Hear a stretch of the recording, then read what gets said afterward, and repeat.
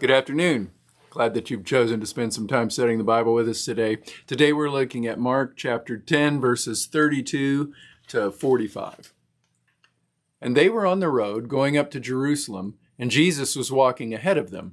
And they were amazed, and those who followed were afraid. And taking the 12 again, he began to tell them what was to happen to him, saying, "See, we are going up to Jerusalem, and the Son of Man will be delivered over to the chief priests and the scribes, and they will condemn him to death, and deliver him over to the Gentiles.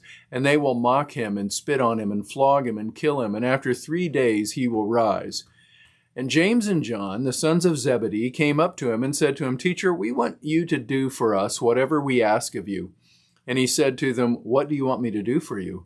And they said to him, "Grant us to sit, one at your right hand and one at your left, in your glory."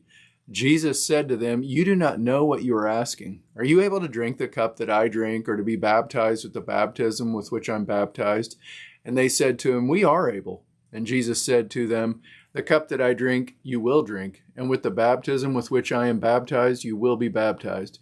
But to sit at my right hand or at my left is not mine to grant, but it is for those for whom it has been prepared."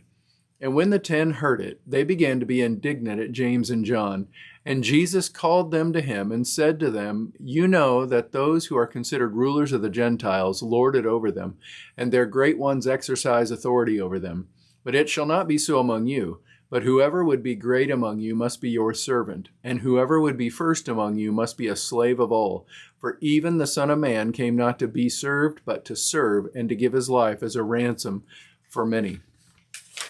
Jesus they're on the road, they're going to Jerusalem. And at this point, everything Mark is going to tell us is Jesus going to Jerusalem until he gets there. And Jesus is going to Jerusalem for a specific purpose. And he lays it out for him. He says, here's what's going to happen. We're going to go to Jerusalem. And then everything else, he tells them, I guess they weren't listening. This is the third time that he has covered this topic. Going to go to Jerusalem. The Son of Man will be delivered over to the chief priests and the scribes. They'll condemn him. They'll take him to the Gentiles. The Gentiles will mock him and spit on him and flog him and kill him. And after 3 days, he will rise.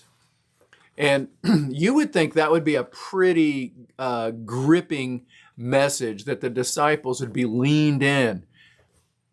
But they lean in to say, hey, that's interesting, Jesus. I've got a question for you. We would like you, James and John say, we would like for you to do something for us. In fact, we'll just make it easy for you. We just want you to do whatever we ask. You got to feel a little bit better about yourself when you read this, the disciples doing this stuff. Because, most of us have said and done some dumb things from time to time, if we're really being honest. We have looked at things the wrong way around, and we've completely missed messages that we were, that seemed obvious to others, and we were oblivious.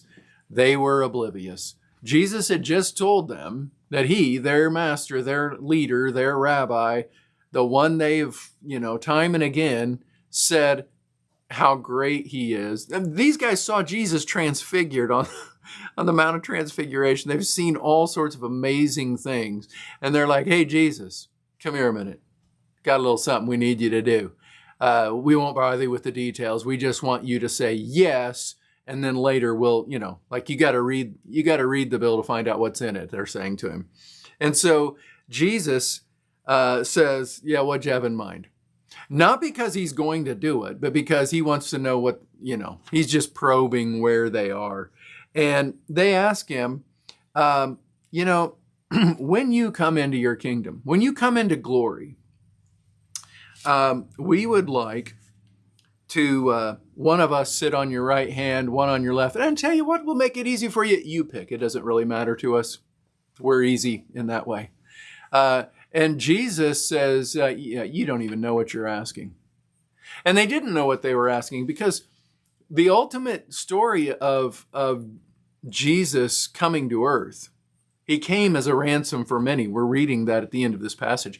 The ultimate story is the cross. Jesus is in effect crowned He takes the throne on a cross.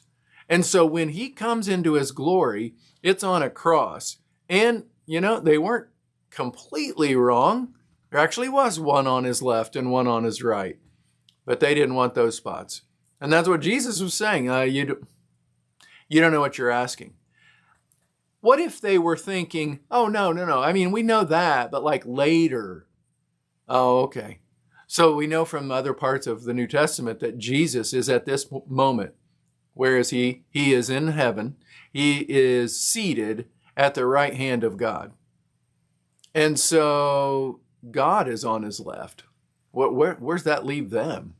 They're just so far wrong on this. They're just spectacularly wrong in this request. But in a real sense, they are like us in a lot of ways and like a lot of people, because a lot of times people like the idea of Jesus. They like the idea that God might be on their side. But they like it all without the God part and without the sacrifice part, without the cross part. Jesus, I've got a request for you. I just want you to give me what I want. I've got this thing coming up. I've seen it more than once. People come to church, never seen them before. Come to church, they've got a tough story. Just lost the job. They're just about destitute. They don't know what's going to happen. They really know they're about to lose their house. Everything's about to collapse because dad lost a job. And, the church surrounds them, prays for them, encourages them, helps them tangibly. And then they get a job. And it's a miracle and it's great. But then we never see them again. Because they just wanted Jesus to do whatever they wanted, for them. They weren't interested in, what Jesus really wanted, which is really the bottom line of that kind of a request. Because if we really believe that Jesus is the Son of God, that he is God the Son, member of the Trinity, co-equal with the Father and the Holy Spirit, if we really believe that, shouldn't we be asking the other way around? Like, Jesus, what do you want me to do? What can I do for you? Not what you can do for me. I think so many times we get that wrong, that we think that Jesus, we come to him and we think, I got a lot of problems in my life. What I need is a little Jesus in there, and we'll just sprinkle some of that on there. We'll get too nutty and, change a bunch of stuff. We just want him to do some changing. Maybe he can rearrange these things for us and everything will be great. But that's not the kind of situation he's interested in. Jesus' commitment was complete. He didn't, when he was on the cross, he was all in. And he expects his followers to be all in for him too. In fact, so many times he said, if you want to follow me, you need to take up your cross. And it's a tough message. And the disciples are going to learn, in the days to come from this moment in the gospel. They're going to see what he was really talking about. And then after that, they fully learn and they start spreading the gospel. Well, I hope you're having a great day. I hope that you're staying in the Word. As always, if you ever have a comment, you can leave that in the comments, or if a private message, you could do that. If you need me to pray for you for something, I'd be happy to do that. Have a great day, great afternoon, and I will see you next time. God bless.